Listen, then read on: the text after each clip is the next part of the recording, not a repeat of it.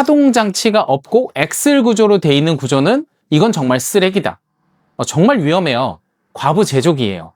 차동 장치가 없으면 다 죽는다는데, 우리 부모님들한테 선물할 제품인데 무조건 있어야 되는 거 아닌가?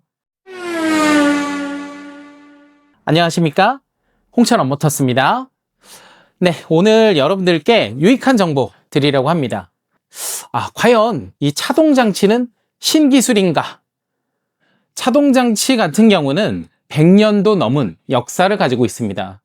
여러분들께서 타고 다니시는 이 자동차 뒤쪽에 리어 차동 장치는 무조건 있습니다. 포장되어 있는 도로를 운행하는 자동차잖아요. 그렇기 때문에 디퍼런셜, 차동 장치는 무조건 필수죠. 그러면 이 사륜 오토바이 뒤쪽에 차동 장치를 선택한 브랜드가 있고 차동 장치를 선택하지 않은 브랜드가 있습니다. 그러면 아까 이야기 드린 것처럼 자동차는 무조건 있다고 했습니다. ATV 같은 경우에는 왜 무조건 있는 건 아닐까요? 혹시 이런 건 아닐까요?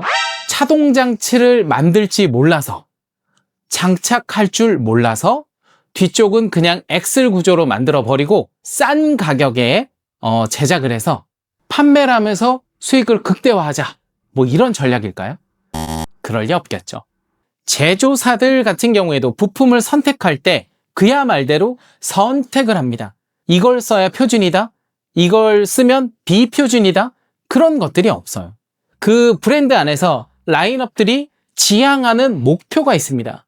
그래서 이 제품의 구조를 알게 되면 제품을 선택하기가 굉장히 좋아집니다. 그리고 이 제품의 어느 정도의 한계치를 알 수가 있어요. 그래서 그 한계치 안에서 안전하게 사용할 수가 있게 되는 거죠. 그래서 이 구조를 이해할 필요가 있습니다. 이렇게 차동 장치가 무조건 필수로 필요한 거라면 모든 브랜드가 자동차처럼 뒤쪽에 차동 장치를 달았을 거란 말이에요. 근데 그런 건 아니잖아요. 그렇다면 이것은 브랜드조차도 선택을 하고 있다는 뜻이거든요. 그러면 우리 고객님들 같은 경우에도 선택을 해야만 하는 거죠. 그렇다고 뭐 차동 장치가 없다고 해서 주행하면 불안해서 차가 넘어간다거나 그러지는 않습니다. 그렇다면 애시당초 출시 자체를 하지 않았겠죠. 일반적으로 복합 지형을 내가 운행을 한다라고 했을 때는 굳이 차동 장치가 있는 모델이 아니면 위험하다라는 편견은 깨트릴 필요가 있습니다. 차동 장치 같은 경우에는 물론 기능적으로 좋습니다. 뭐 선회력도 좋고 뭐 고속 주행 시 안정감도 있고, 그리고 타이어의 보존율도 굉장히 좋죠. 근데 하지만 왜 장착을 하지 않을까요? 이유가 있죠.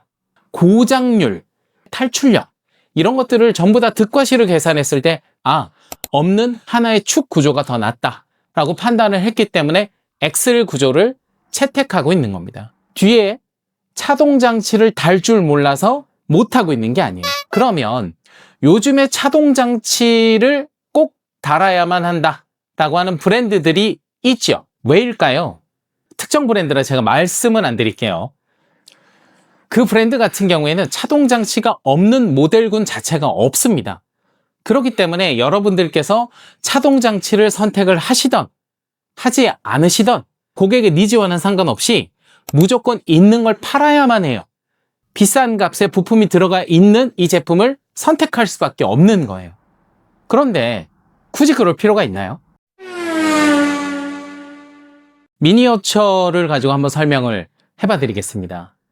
일단은 차동 장치는 기본적으로 왼쪽, 오른쪽 바퀴에 이 회전차를 만들어주는 기능입니다.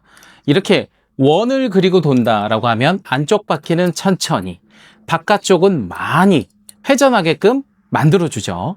그렇기 때문에 매끄러운 주행 능력, 즉 선회력을 만들어줍니다. 그리고 고속 주행으로 했을 때도 조금 더 안정적인 부분들을 만들어주죠. 그리고 타이어의 소모 같은 경우도 좀 더 줄여줄 수가 있습니다. 이 반대로 이 엑셀 구조 같은 경우에는 이점이 있습니다. 엑셀 구조 같은 경우에는 이렇게 뒷바퀴 중에 하나만 굴려도 양쪽이 다 회전하는 구조이기 때문에 탈출력이 굉장히 좋습니다. 그리고 이 제작 단가 또한 굉장히 합리적이죠. 그렇기 때문에 여러분들께서 제품을 구매하실 때도 조금 더 합리적인 금액의 선택이 가능하다. 네, 이렇게 보실 수도 있겠네요. 자, 그리고 또 하나 덧붙이자면 이 차동장치가 있는 차량과 없는 차량 같은 경우에는 향후에 고장률이나 이런 것들을 봤을 때는 아무래도 차동장치가 있는 쪽이 조금 더 고장의 위험률은 높습니다.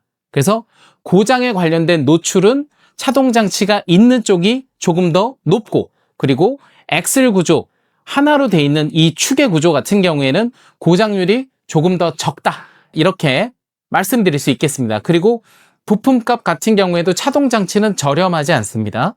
그리고 이 차동장치 관련된 경우는 특히나 이렇게 평상시에 풀려 있는 구조가 돼버리게 되면 미끄러운 데는 아예 갈 수가 없습니다. 그래서 오픈 디퍼런셜이라고 해요. 이렇게 땅에 닿았을 때는 이 지면에 있는 바퀴로 동력을 굴려주는 것이 아니라 이렇게 들려있는 쪽, 지면에서 이탈되어 있는 쪽으로 동력을 다 버려버립니다.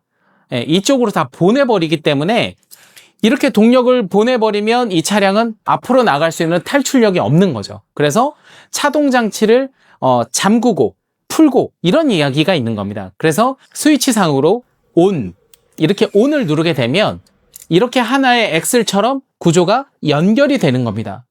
그래서 오프를 누르게 되면 이렇게 차동장치는 활성화되어 있는 거죠. 네, 그래서 이 기능을 반대로 이해하시면 굉장히 곤란합니다. 그래서 일반적으로 차량의 운행을 할 때는 오프에다가 놓으시고, 미끄러운 곳을 간다라고 하면은 미리 온으로 넣어서 이렇게 하나의 엑셀 구조로 만들어주는 것이 좋습니다. 차동장치는 여러분들의 선택입니다. 필수의 요소는 아니에요, ATV에서. 그리고 여러분들께 한 가지 말씀드리고 싶은 것은, 저희가 이렇게 운행하는 ATV 같은 경우에는 고속주행용 차량이 아닙니다. 고속주행을 하기에는 무게중심이 높아요. 이게 뭐 스포츠카처럼 무게중심이 낮고 이렇지 않습니다. 그래서 넓이, 대비했을 때 높이가 높은 편이에요, ATV는. 그렇기 때문에 이 롤링 피치가 굉장히 있는 편입니다. 횡력을 억제할 수 있는 능력이 아무리 뛰어나다고 해도 완전히 제어할 수는 없어요. 이 전복되는 사건, 사고, 위험한 주행을 하기 때문에 위험한 ATV라는 누명을 쓰는 거예요. 위험한 조작, 그리고 빠른 속도, 이 두 가지의 요소를 적용시키지 않는다면 사실 크게 사건, 사고가 생길 만한 위험한 요소들은 없다고 봐야죠. 위험한 ATV 혹은 위험하지 않은 ATV, 이것이 진짜 실존하는가, 혹시라도 매몰된 정보로 인해서 제품을 선택하는데 고민이 깊어지신다면은 이 영상은 끝까지 봐주시면 좋겠습니다. 이제 서스펜션 구조를 짧게 또 설명을 해드릴게요. 이렇게 하나의 쇼겁쇼버가 있는, 이렇게 스윙을 한다고 해서 스윙암 구조라고 합니다. 스윙암. 내구성이 상당히 좋은 편이에요. 그리고 제작의 단가 또한 좋은 편이죠. 근데 이제 단점이라고 하면 이렇게 요철 구간에 있어서 독립 현가식은 따로따로 충격 흡수가 되는 이런 장점이 있는데, 이 제품 같은 경우에는 독립적으로 따로따로 충격 흡수하는 기능이 없습니다, 구조상. 그래서 이렇게 큰 충격을 위아래로 흡수할 뿐이죠. 그래서 뒤쪽을 들게 되면 앞으로 기울여지는, 이렇게 차의 잔 진동이나 이렇게 잦은 움직임 같은 것들이 발생할 수밖에 없죠. 구조적인 현상이다, 이렇게 볼 수가 있겠습니다. 그래서 이 구조적인 현상일 뿐이지 이걸로 인해서 운행을 할 때 위험하다, 이렇게 볼 수는 없습니다. 그래서 여러분들께서 이 구조를 잘 이해하시고 이것을 잘 참고해 주시면 도움이 될 것 같고요. 그리고 기본적으로 이렇게 바퀴를 위아래로 동시에 올렸을 때 이쪽은 캠버라고 합니다. 이 캠버 각 자체가 굉장히 바퀴가 이렇게 들어눕는 모습을 보이죠? 이쪽은 AA암이라고 합니다. 이 AA암은 자동차에서 흔히 쓰는 서스펜션 구조인데요. 이 바퀴를 보게 되면 거의 수직에 가까운 구조를 이렇게 띄게 됩니다. 그래서 위아래로 움직일 때 노면의 추종성, 승차감이라든가 이런 것들이 상당히 향상되어 있는 기능들이 있죠. 근데 이 부분 같은 경우에도 마냥 좋지는 않습니다. 이 서스펜션 구조 또한 부속이 굉장히 많아지는 구조이기 때문에 잔고장이라든가 이런 것들은 만들어질 수가 있죠. 그래서 정비성 자체라든가 경제적인 부분들을 생각했을 때는 구조가 심플한 것들을 더 추천드립니다. 싱글 A암, 더블 A암 같은 경우에는 이렇게 노면을 달리는 와중에 이렇게 조작을 하게 되면 횡력을 받게 돼 있죠. 그럴 때 이렇게 그리고 이렇게 움직이는 부분이 다르다는 것을 볼 수가 있습니다. 그래서 더블 A암 같은 경우에는 이 바퀴가 노면에 굉장히 잘 추종을 하게끔 돼 있죠. 그래서 이렇게 운행을 했을 때 노면 추종성이 좋을 수밖에 없고, 싱글 A암 같은 경우에는 노면의 추종성은 다소 부족합니다. 직진성도 조금 다소 떨어집니다. 그리고 요철 구간에선 대응력이 조금 떨어져요. 뭐 차량이 갑자기 흔들리는 것 같은 그런 느낌을 준다거나 할 수도 있거든요.